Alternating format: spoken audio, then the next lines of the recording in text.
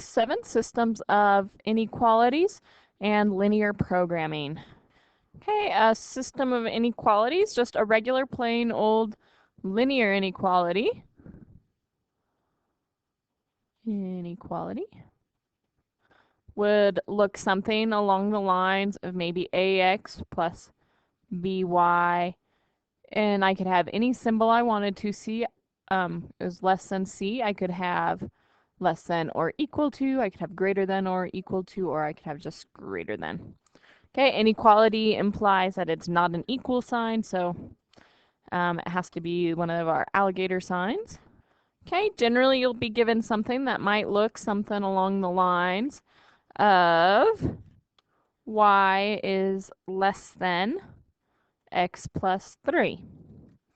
So if I have something like this, if I have a couple symbols, so that, like your rules for your symbols, if it's less than or greater than without the equal to sign, I'm going to have a dashed line. If it's less than or equal to or greater than or equal to, I will have a solid line. So solid, dashed. So what I'm going to do is I'm just going to actually graph this line. So x plus 3, I'm going to go up 1, 2, 3. My slope is 1 over 1. So I'm going to go ahead and I'm going to graph that line, and since it's strictly less than, I do a dashed line on it. And honestly, what always seems to happen is I do a solid line, and then I did it in pen because I'm terrible at life, and then I make railroad tracks. So if you ever see me do railroad tracks, it means the same as what your open spaces should mean on your line. Okay, so if I do that now, sometimes it gets confusing if you happen to solve it right or incorrectly. I have to pick a point. What I generally do is make sure I pick a point definitely not on the line. 0, 0 is usually the easiest point to use, but I'm going to show you it at 2, -2, just because, so you can see what it looks like with real numbers instead of just some zeros, because sometimes that's weird. So I'm going to test this point. I'm going to plug x negative or 2 in for x and -2 in for y. So I'm looking to see if -2 is less than 2 plus 3. Is -2 less than 5? Yes. So I'm going to shade towards whatever dot I got. Okay, so let's just do this the other way and say we picked a point on the other side. So I have the line graphed, just my line without my shading done.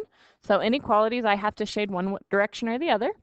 So I still have the same line, I'm just redrawing it real fast. I have 1, 2, 3, and a slope of 1 over 1. Let's say actually not accidentally, so let's say I picked a point on the upper side of this. Okay, the left side, upper side, however you want to think about it. So that point is left 1, 2, 3. That point is -3, comma 2, 4, 5. So I'm plugging in 5 and -3. So I have 5 is less than -3 plus 3. I'm checking to see if that's true or not. Since 5 is, so I'm going to evaluate this side. Is 5 less than 0? It's not. Since this is on this point, on this one we shaded towards the point, but since it's not, we're going to shade away from the point. And I'm always really careful with my shading to actually kind of make perpendicular lines away from the line that I should have done. And even if you noticed right here, I already have made a solid line. So make sure that I can tell at some point, if you use a pencil, it's easy to make some eraser marks, but make sure you do a dashed line. Most of your guys' calculators are old enough that it doesn't do the technology connection that's in your book. So some of you guys that have calculators that do that, I'll teach you how to do them. But most of you guys don't have ones that will. Don't talk. Okay, so you might also have an equation that might look like 2x plus 3y is less than or equal to 5. I'm going to change this to a -3. Okay. So I want to solve it for y so that I can put it in my graphing calculator, or basically just so that I kind of know how to graph it. So I subtract 2x. If you want to graph it from right here, you can do that as well, though. So I have negative 3y is less than or equal to 5 minus 2x. Then I'm going to divide everything by negative 3. Okay, because I did this negative piece, I have to flip this sign. Not because I divided, because it was a negative that I divided by. So I will have y is greater than or equal to negative 5 over 3 plus 2 over 3x. So if I had to go graph that, I would go down 5 over 3, and then I would go up 2 over 3-ish, up 2 over 3-ish. This is my point. It does not go through 0, 0, so then I would plug in 0, 0 to see if it'll work. So I have 0 is less or greater than or equal to negative 5 over 3 plus 0, so that'll go to 0. Is 0 greater than negative 5/3? Yes, so I'm going to shade this direction toward this point. Okay, the other ones that get kind of weird are your x is greater than numbers. So let's say x is greater than 2. So the hardest part is actually to remember what the graph of x equals 2 looks like. So I'm going to go real fast. Graph x equals 2. X value is going to be right 2, and it will be a solid line. And it will go straight up and down. Since this is a strictly greater than thing, it's going to be a dashed line that goes straight up and down. Since it's greater than, it will go to the right. Okay, if it was less than, it would go the other direction, and so on and so forth. But then you'll have maybe like y is less than negative 4. So we have to remember what y equals 4 looks like. Y equals 4, or negative 4, sorry, will be down 4. And it would be just a solid line. This guy will also be a solid line. 1, 2, 3, 4. And then since it's less than that, we would shade below it. Okay, and I'm good if your graphs look pretty much about like that. You can do most of the actual graphing pieces in your calculator, and I'm okay with that as well. But then when you have to do the inequality piece, you'll have to do the picking a point. So what we're going to do is I'm going to do now a system of inequalities. So a system of inequalities.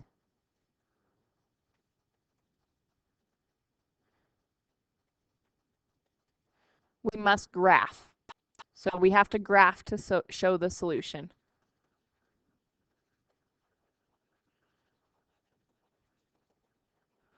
So we graph to show the solution.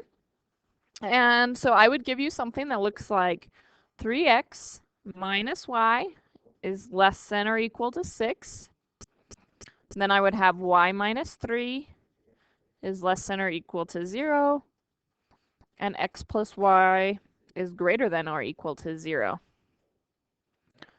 Honestly, what I'm going to do is usually you're going to type stuff right into the calculator. I've been typing in all kinds of crazy stuff, so just a second. Okay, so in order to type these in the calculator, I have to solve them for x. So I'll just have a few new different equations. So I'm going to have negative y is less than or equal to 6 minus 3x. Then I have to get rid of the negative sign. So basically, anytime I'm going to multiply by negative 1. When I multiply by negative 1, I also have to change that sign. So I'll have y is greater than or equal to negative 6 plus 3x. This guy, I have to add 3 to both sides, so my new equation, so I'm going to circle the one that I'm actually using. I have y minus 3, so I'm going to add 3 to both sides. I'll have y is less than or equal to 3. Then I have x plus y, so I have to subtract x. And I will have y is greater than or equal to x. Those are the ones I'm going to type in my calculator now. So I have, okay, so to type these in, I have y equals negative 6 plus 3x. You could have also typed in 3x minus 6. Then I have y is less than 3. And y is greater than x. So I go into my graph. Okay, good thing that they all came up right on the same axes in your calc. And I forgot right here, this should be a negative x because I am going crazy. So I didn't think it looked right because they all met at exactly 1 point, which is really weird and doesn't happen very often, and especially not for a bunch of these problems that we don't want to have happen in 1 point, that we don't want them to meet in 1 point. So what I can kind of see is I have like a triangular area, and that's usually the nicest one to actually test. So I'm going to go ahead and try to stretch this guy out so we can look at our points. And then I'm going to pick out my pin. And what I'm going to try to do is generally what's going to happen is I'm either going to have like an area over here that will be my solution. It might be over here or over here. But honestly, generally, it's usually the triangular area that we see. It's usually going to be three-sided, so it will be like this. The two-sided ones usually don't happen because we usually don't use 3 lines to make that happen. So what we're going to do is we're going to always test the triangular area first. And then once we test the triangular area, if that doesn't work, we'll go in and test these other sectors, is what I'm going to call them, which is not the proper word. So what I'm going to do in order to see this, it looks like if I make like a little grid, which actually you can make a grid on your calculator. So I'm going to go into my mode, and I'm going to turn my grid on somewhere. Maybe you guys don't have it. It was actually under second zoom, which is my format. So I'm going to go turn my axes or my grid on. And that's just so that I can see it when I drag it over here. So then I look at my graph, and I have dots everywhere. Yay, dots. Okay, I'm going to drag and drop it over here so I can look at it, make it really big, and then I'm going to try to pick out some points that definitely look like they're in my area. So this one looks like it would be at 1, 2, and it looks like it would be in my triangular area. So I'm going to plug these in. I'm going to always try it in my original equations, and I do have to try it in all 3. So for my first one, I would have 3 times 1 minus 2, and I'm going to check to see if that is less than or equal to 6. And then I will have y minus 3, which is 2 minus 3, is less than or equal to 0. And then I will also have x plus y, so is 1 plus 2 greater than or equal to 0. So I'm just going to kind of do these in my head and check them off or cross them off. I would have a 3 minus 2, 1, that would be 1. 1 is less than 6, so that one works. And that would represent this line here. So actually, if I were shading them one by one, I would shade across from this line first. And then I would do the line y is less than -3. So this is, or +3, I'm sorry. So this is the line y equals 3. Is 2 minus 3 less than 1?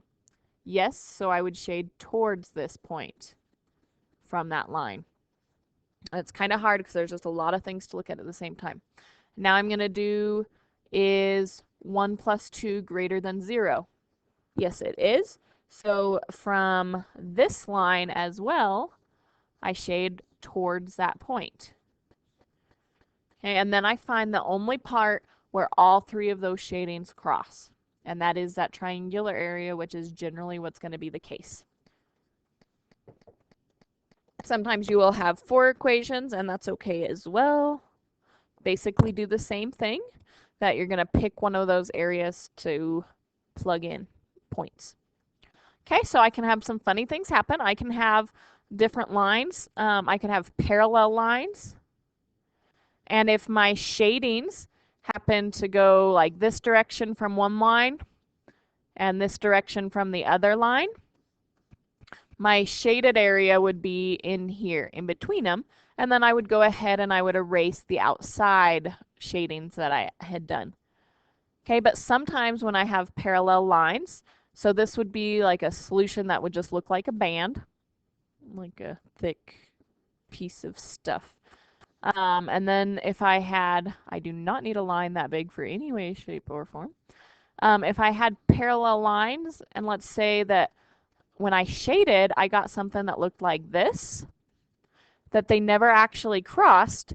So if they don't cross, so if areas don't cross, there is no solution.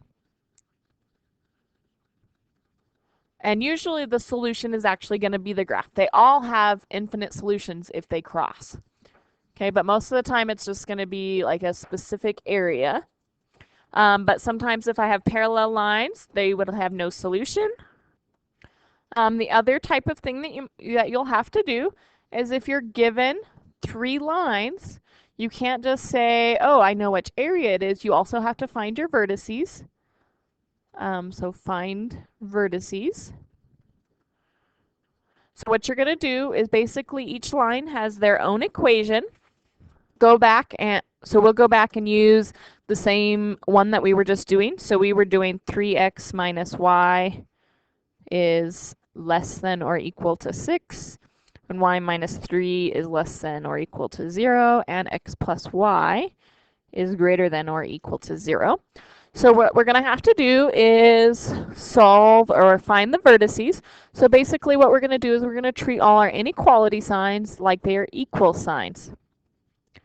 And I'm going to solve each 2 sets of equations. And I'm going to have to find where they cross. I'm going to get 3 points if I have 3 lines. Okay, so you can do these however you need to. What I'm going to do is I'm going to use some substitution stuff. Actually, if you were in your calculator, you could go into your calculator. I'm going to turn my grid back off because it's awful to actually look at. So I just go to grid off, press enter. I quit out of there. I'm going to go into my y equals menu.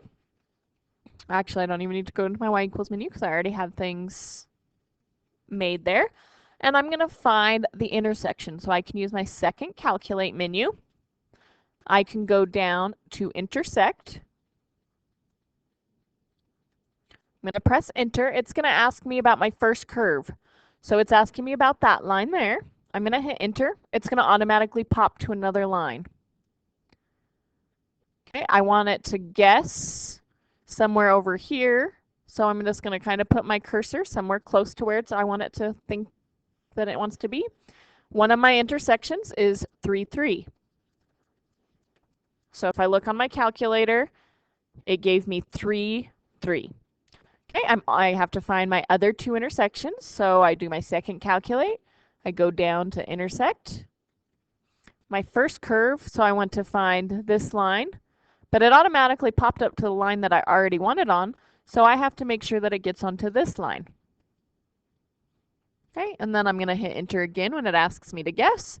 My point is negative, or is it 1.5? 1.5, negative 1.5. Okay, I'm going to do it one more time because I still have one more point to find. So second calculate, I go down to intersect, or I can just push 5. I go up to that line, and then I have to go up to find my other line. Okay, just have to make sure that it gets on each line. And that one is negative 3, 3. So those are my 3 points. And now what I'm actually going to use those 3 points for is what we call linear programming. And you will be given these like basically all at the same steps. So I'm walking you through and only giving you pieces of information a little bit at a time. You will be given all the information at the same time. Sometimes you'll be asked to do different things with them. Okay, they might give you some equation that might say something along the lines of profit is equal to 40x plus 75y. And that might mean that I make $40 for every x I sell and $75 for every y I sell.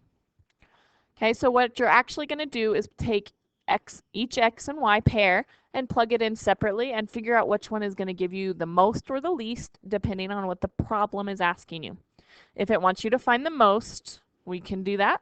So let's find P of this first point. So I'm going to do 40 times 3 plus 75 times 3. Okay, and then I'm also going to go ahead and write out what the other one is. So I would have 40 times 1.5 plus 75 times negative 1.5. And I'm also going to have 40 times 3, negative 3, plus 75 times positive 3. And I'm going to go ahead and figure out what each of those are in the calculator. The bottom one is 105. The next one is going to be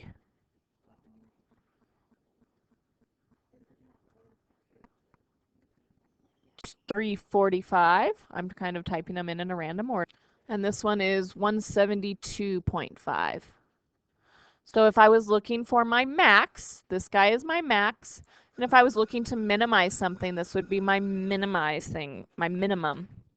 Okay, that's basically what it's going to ask you to do. There's some word problems in there. For the most part, we can use our calculator if it asks us to graph. I still want you to turn in your handwritten stuff. But your homework will be on page 548. And I want you guys to do 1 through 8. It's some matching stuff. And then 9 through 75 by 3s.